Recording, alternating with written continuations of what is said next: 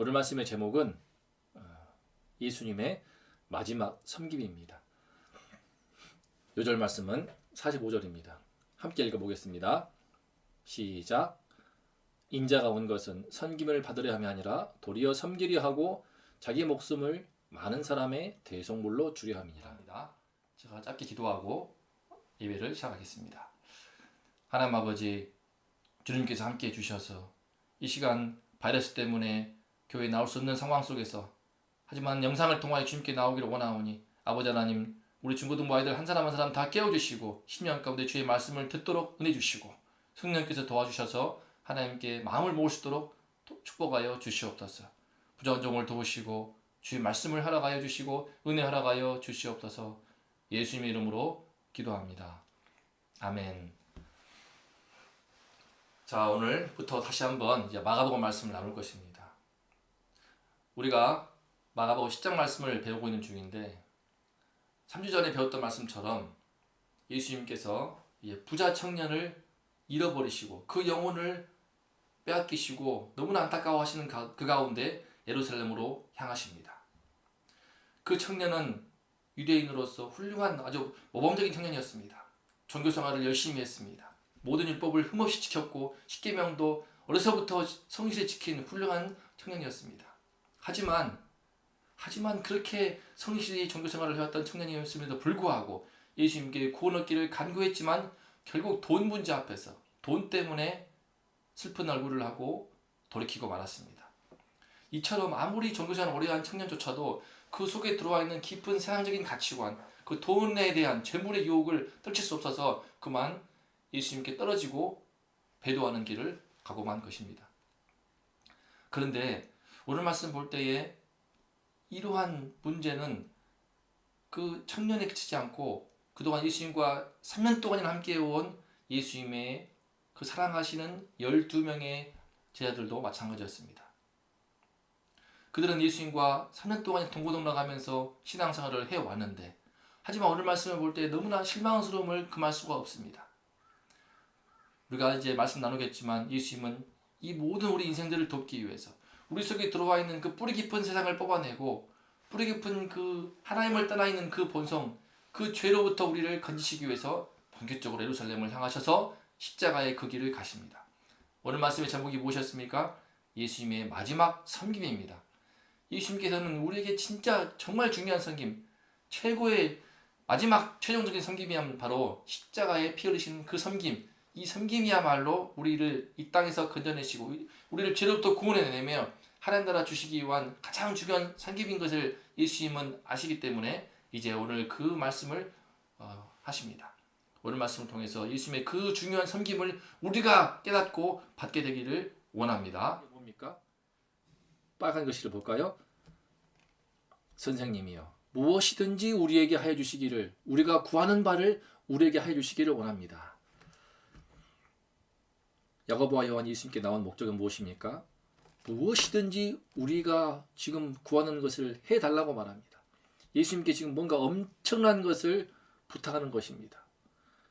십자가의 고난과 죽음의 길을 가려 하시는 예수님을 붙들고 무엇인가를 청하는데 대체 그 청이 무엇일까요? 그런데 그 청이 무엇인지를 알면 우리가 참 어처구니 없을 터인데 그 전에 이 말씀을 하는 것만 볼 때 두 형제가 상당히 예수님께 대해서 어떤 특권의식이 있다는 것을 볼 수 있습니다. 두 사람은 예수님의 베드로 다음에 3명의 12명의 제자 중에서도 3명의 수제자로서 아주 특별한 사랑을 받았습니다. 또 그만큼 예수님께서 아끼시고 또 중요한 자리마다 데려가셨고 그들도 특별한 희생과 헌신을 했던 모양입니다. 그들은 예수님께 마땅히 이런 부탁을 할 자격이 있다고 생각했습니다. 무엇이든지 우리에게 구하는 바를 해주세요.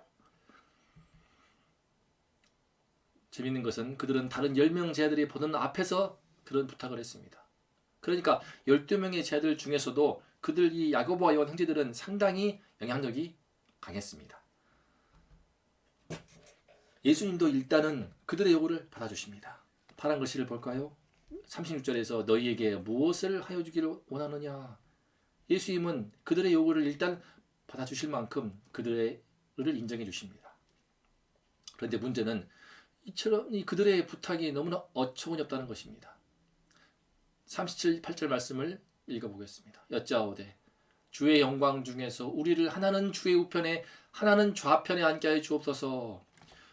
이 야고보와 요한 두 형제들이 와서 예수님께 구하는 것은 무엇이었는가? 지금 예수님은 지금 십자가의 고난, 곧 죽음을 향해 가시는 중인데 주님이 영광 중에서 하나는 우편에 좌편에, 한마디로 예수님이 예루살렘에 가면은 고난과 죽음을 온다고 말씀했지만 그거 듣지 않고 예수님이 정말 예루살렘에서 로마 군들을 다 쫓아내고 빌라도 총독을 몰아내고 새로 혁명을 일으켜서 새로운 나라를 세우고 왕이 될 줄을 기대했습니다. 그들은 자기들만의 기대를 예수님께 투영하여서 예수님이 지금 영광을, 이 땅에 그들만의 이스라엘 초강대국을 이룬 그 지상 메시아를, 왕국을 꿈꿨습니다. 그래서 그때 예수님께서 좌우편에 좌의정 우의정을 앉혀달라 이겁니다. 그들의 요청을 볼 때 그들의 문제가 무엇입니까? 그들의 예수님을 그동안 따라왔던 마음의 동기를 볼 수 있습니다. 우리는 반드시 힘있고 높은 자리에 오를 거야, 이거였습니다. 부모도 버리고 형제도 부모 간에 또 부모도 버리고 또 직업도 버리고 배도 버리고 다 버리고 예수님을 지난 3년 동안 따라왔는데 마지막 결정적인 이 순간에 그들이 그동안 예수님을 따라왔던 마음의 깊은 숨은 동기와 가치관이 드러나고 만 것입니다. 그들은 지금까지 예수님을 따랐던 제일 큰 목적은 예수님을 통하여서, 예수님을 이용해서 영광스러운 세상에서 출세하고 성공하는 것처럼 힘있는 자리, 높은 자리에 오르는 것이었습니다. 하지만 큰 착각이죠. 그들이 구하고 있는 주님의 영광 좌우편은 무엇입니까? 바로 예수님이 예루살렘에서 골고다 언덕에 오르셔서 십자가에 못 박히실 그 좌우편입니다. 예수님이 못 박히시는 십자가의 왼편에 십자가에 못 박혀 주시고 우편에 못 박히게 해주십시오. 지금 그런 부탁을 하고 있는 줄을 꿈에도 알지 못하는 것입니다. 그래서 예수님 말씀하시죠. 너희는 너희가 구하는 것을 알지 못하는도다. 사실 예수님은 앞으로 당하실 고난과 죽음에 대해서 3번이나 8장, 9장, 10장에서 반복해서 말씀했습니다. 누가 크냐는지, 누가 큰 사람인지, 어떤 사람이 진짜 하나님 나라에서 큰 사람인지 어린아이들을 껴안으면서 그 앞에 세우시면서 2번이나 9장, 10장에서 반복해서 말씀했습니다. 하지만 이 그들 마음의 깊은 세상의 가치관은 전혀 안 바뀌어 있는 것입니다. 우리도 그러기 쉽죠. 오랫동안 예수님을 따라왔는데 3년 동안 예수님을 따라왔던 제 아들이 지금 이 모양인 것처럼 우리도 그러기 쉽습니다. 오늘 말씀의 야고보와 요한 두 형제만 그런 게 아닙니다. 다른 10명의 제 아들도 똑같았습니다. 41절을 보면은 10 제자가 듣고 야고보와 요한에 대해서 화를 냈다고 했습니다. 왜 화를 냅니까? 이 두 형제들이 자기들보다 먼저 선수를 쳤기 때문입니다. 자기들도 먼저 예수님을 통해서 예수님이 예루살렘에 오르셔서 영광을 나타내실 때에, 그때 새로운 나라 이루실 때에 그때 한 높은 자리 차지하고 싶었는데 이놈들이 먼저 선수를 쳤네. 서로 화를 내면서 경쟁하고 있는 모습을 볼 수 있습니다. 다 똑같습니다. 예수님은 이런 제 아들을 불러다가 말씀하십니다. 42절 말씀. 이방인의 집권자들이 그들을 임의로 주관하고 그 고관들이 그들에게 권세를 부리는 줄을 너희가 알거니와. 자, 제 아들은 지금 이방인의 집권자들처럼, 권력을 가진 정치인들처럼 사람을 주관하고 높은 자리에 올라서 고관들의 권세를 부리는 그런 삶을 꿈꾸었습니다. 제자 공동체에 스며져 있는 세상의 삶의 방식, 그것이 무엇입니까? 누가 크냐라는 바로 이 문제입니다.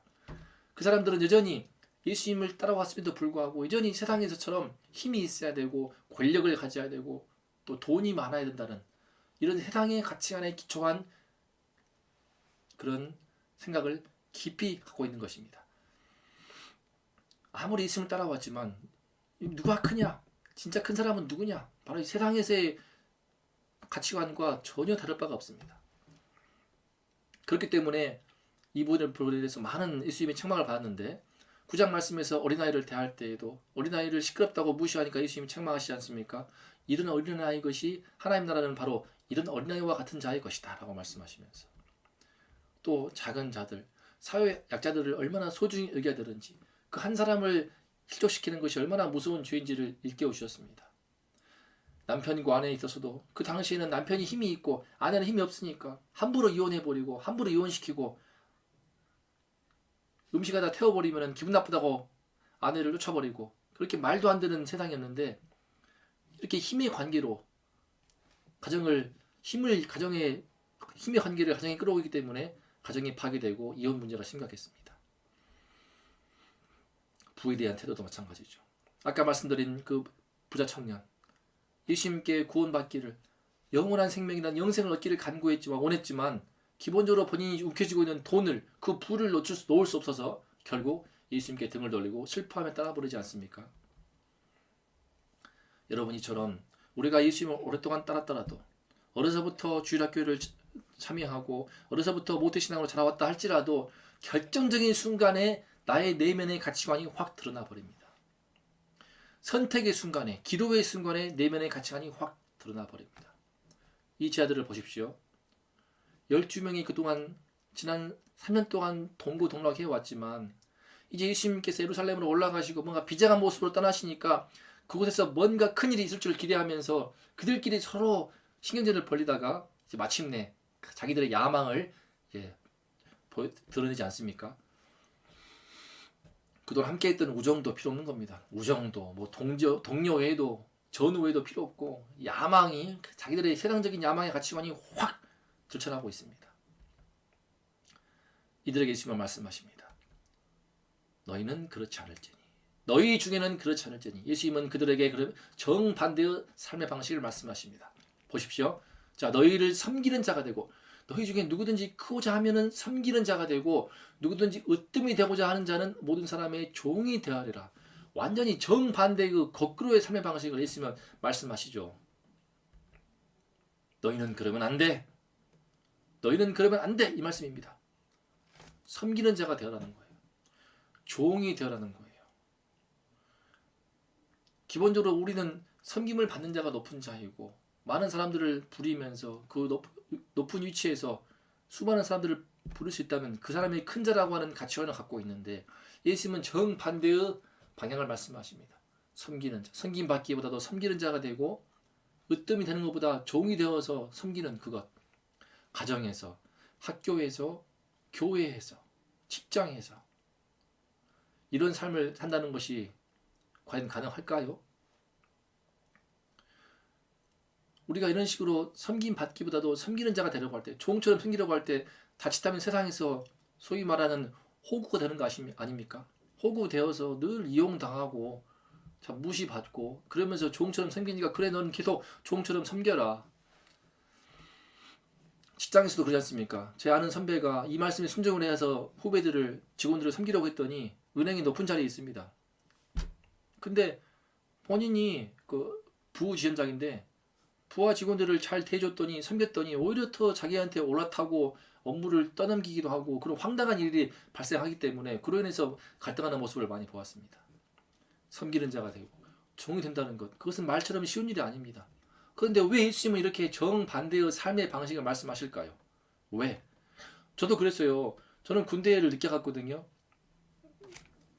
나이 25세 대학원 때 군대를 갔는데 제 동생은 당시 장교였고 저는 병사. 동생보다 어린 고참들한테 참 온갖 가혹행위를 당할 때에 너무 힘들었습니다. 최선을 다해 일을 하더라도 나이 많다는 그 하나 때문에 참 또 가방줄 길다고 해서 그 좀 안 인껍게 보는 고참 때문에 많은 어려움을 당했는데 그 가운데서 꾹 참고 섬기고 종이 된다는 것, 현실 속에서 정말 힘든 일입니다. 정말 부담스럽고 보통 각오 없이는 안 되는 일입니다.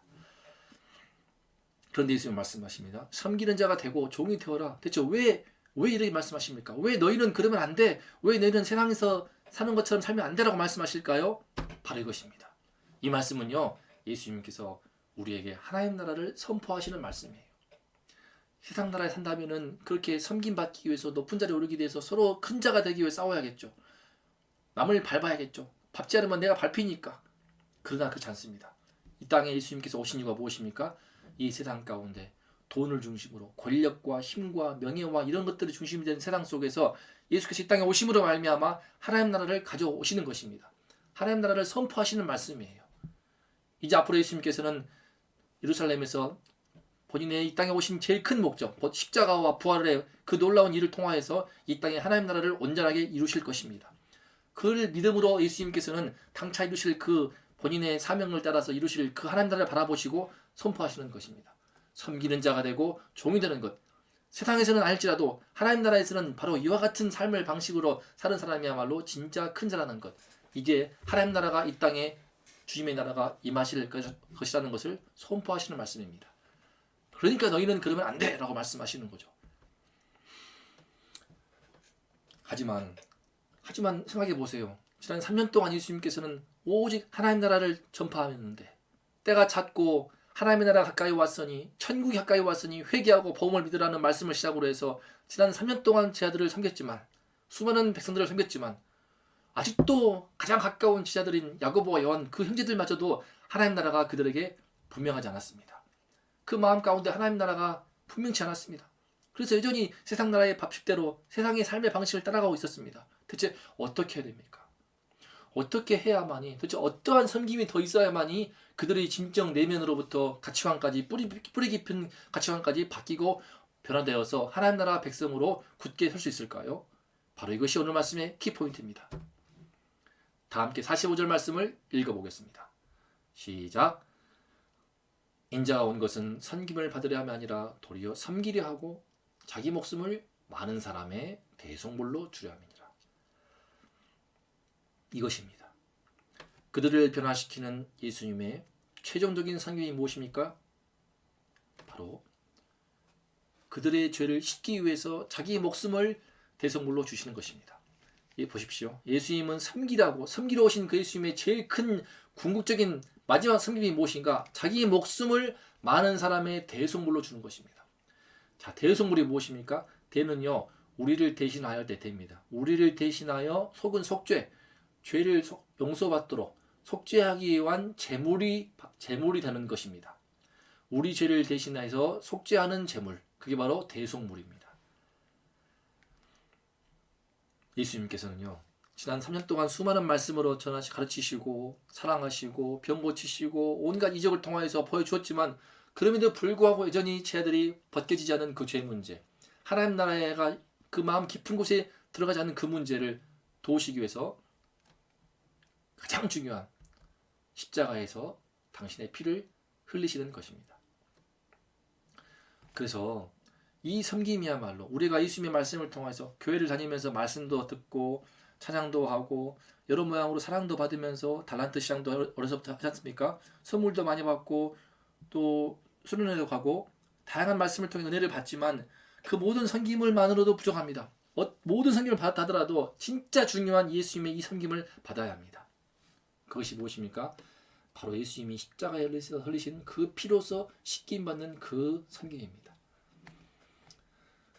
여러분의 마음 가운데서 정말 예수 그리스도의 십자가의 피의 은혜가 임할 때, 그 피로 내 마음에 깊은 곳이 씻기고 그 피에 온전히 내가 잠길 때 내 안에 번성이 바뀌는 것입니다.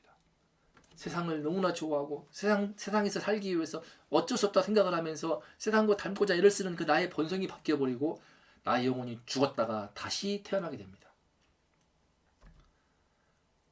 그리고 이 세상을 덮고 있는 그 어두운 기운을 볼 수 있게 됩니다. 죽음과 죄의 실체가 보이기 시작합니다. 이 땅에서 아무리 큰 자라고 떵떵거리다 하더라도 전부 다 어떻습니까? 짧은 그 인생 속에서 늙고 병들고 쇠하면서 풀의 꽃과 같이 시들어서 육체가 쇠하고 흙으로 돌아가 영원한 죽음에, 영원한 어두움의 지옥으로 떨어지는 인생들이 얼마나 많습니까? 예수님은 처음부터 끝까지 죄로 인한 죄의 값으로 들어온 이 사망의 권세, 죽음의 권세에 가득 차 있는 이 세상 속에서 영원한 하나님 나라, 우리에게 진정한 구원인 영생을 주시기 위해서 이 땅에 오신 것입니다. 그를 위해서 제일 최고의 섬김, 마지막 최종적인 섬김이 무엇인가? 바로 십자가에서 당신의 피를 흘리심으로 말미암아 우리의 모든 죄성을 다 씻겨주시고 우리를 근본적인 우리의 죄의 대가를 대신 지불해 주심으로써 우리를 구원해내시는 것입니다. 이러한 십자가의 피의 은총이, 피의 은혜가 우리 속에 그 주님의 보혈이 흐를 때에 우리는 점점 우리 안에 하나님 나라가 임하게 되는 거예요. 그래서 내 안에 하나님 나라가 임하기 때문에 더 이상 세상의 방식대로 살지 않고 하나님 나라의 방식대로 점점 살 수 있게 되는 것입니다. 조금씩 점점 더 잘 살 수 있는 힘을 갖게 되고 능력을 갖게 되고 생명력을 갖게 됨으로 말미암아 마침내 세상을 극복하기 시작하는 거죠. 그래서 우리가 기도할 제목이 무엇입니까? 예수님께서 우리에게 주신 많은 사랑과 은혜가 있지만 가장 큰 은혜, 가장 큰 사랑의 은혜, 이것은 바로 무엇입니까? 예수께서 나를 위해 십자가를 지신 그 피에 내가 깊이 나의 영혼이, 나의 온몸이 잠기는 것입니다. 그래야만이 세상과 똑같이 되려고 하는 내 안의 본성, 내 안의 깊은 수은 가치관이 바뀔 수 있습니다. 세상에 가득해 있는 이 죄와 죽음의 실체가 똑똑히 보여서 세상의 본질을 통찰하면서 이 세상으로부터 세상을 떠난다는 것이 아닙니다. 세상의 진짜 모습을, 본질을 통찰하여서 세상을 뛰어넘을 수 있는 생명력을 갖게 되는 것입니다. 우리는 정말 우리 인생의 처음과 끝을 알고 세상의 처음과 끝을 통찰하는 이 눈이 필요합니다. 예수님의 십자가를 흘리신 그 피의 은총이 우리 안에 들어올 때 내가 바뀌고 세상을 보는 눈이, 영적인 눈이 뜨이는 것입니다. 그래서 세상에 오염되는 것보다도 이 세상에서 같이 좀 잘 살아보려고, 큰 자 되려고 서로 자기 야심을 숨기고 있다가 결정적인 순간에 정체를 드러내는 그런 식으로 이중적인 거짓된 삶을 하는 것이 아니고, 세상에 오염되기보다도 세상을 정화시키는 소금 같은 삶, 세상에 굴복하고 순응하고 비겁하게 생존하기 위해서 무릎을 꿇기보다도 세상과 싸우고 세상의 어둠을 비추는, 그래서 변화시키는 빛과 같은 삶을 살 수 있게 되는 것입니다. 오늘 말씀의 조를 읽고 다시 마치겠습니다. 인자가 온 것은 섬김을 받으려 함이 아니라 도리어 섬기려 하고 자기 목숨을 많은 사람의 대속물로 주려 함이니라. 우리 중고등부 가운데 아직 예수님의 십자가의 그 피의 은총이 무엇인지를 깨닫지 못한 친구가 있습니까? 예수님이 주고 자신은 진짜 그 섬김을 받지 못해서, 십자가의 피로 씻기는 그 섬김을 받지 못해서 아직 하나님 나라가 내 마음에 분명치 않은 친구가 있습니까? 그로 인해서 늘 세상의 가치관에 빠져서 세상 속에서 참 끊임없이 시달리면서 또 큰 자가 되려고 더 좋은 대학 가야 되고 대기업에 가야 되고 성공하고 출세해야 되고 그런 것 때문에 예배도 던지고 교회도 던지고 그렇게 살아가는 그런 유혹을 받는 친구가 있습니까? 여러분, 감사하게도 예수님은 우리에게 그 섬김을 주실 때, 십자가의 섬김을 주실 때, 전 이 말씀이 참 은혜가 되었습니다. 많은 사람의 대속물입니다. 많은 사람의 대속물. 예수님께서 대속물이 되심으로 말미암아 그 죄에 쉽게 받을 수 있는 사람들이 생각보다 많다는 것입니다. 예수님은 많은 사람들의 대속물로 주었습니다. 그 많은 사람 가운데 우리 중고등부 친구들 모두가 그 속할 수 있기를 원합니다. 그래서 십자가를 지신 그 피에 잠기는 그 은혜를 받는 성도들이 되어서 내 속에 있는 세상의 가치관이 바뀌기 시작하고 내 본성이 변화가 되고 세상을 뒤덮고 있는 그 진짜 그 본질을 통찰하면서 이 세상을 오염시키는 세상 속에서 세상을 정화시키는 삶, 세상을 굴복하는 것이 아니라 세상을 변화시키는 그런 삶을 살아갈 수 있는 우리 모두가 될 수 있기를 간절히 기도합니다. 자, 이제 오늘 받은 말씀을 붙들고 함께 하나님께 나아가 기도하겠습니다. 하나님 아버지, 우리 안에 들어와 있는 세상을 뽑을 수가 없습니다.